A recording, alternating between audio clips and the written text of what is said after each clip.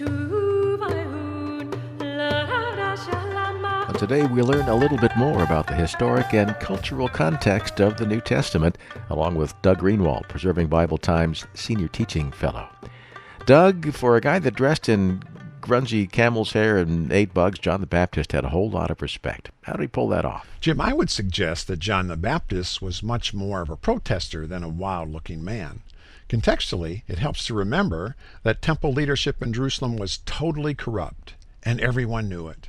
Against this backdrop, John's ministry was a protest against the abuses and corruption of this temple aristocracy. For example, the high priests were allowed to use either linen or camel's hair in their vestments.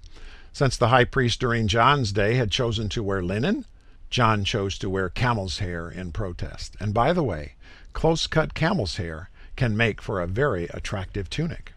Another example, since the temple leadership was dining lavishly in Jerusalem, John chose to eat locusts and honey as a protest, which, by the way, is kosher when you read Leviticus.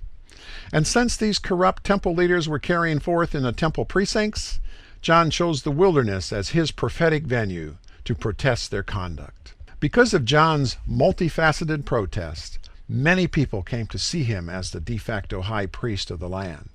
So, Jim, for me, John the Baptist might better be renamed John the Protestor. He challenged the people of his day to change their worldview and all their paradigms that came with it so they could be ready to embrace Jesus the Messiah and his coming kingdom. And we still need to heed his call to repentance today. John the Baptist, the icon of the counterculture. Well, you can learn more with a visit to the website, preservingbibletimes.org. And please do listen next time to Digging Deeper.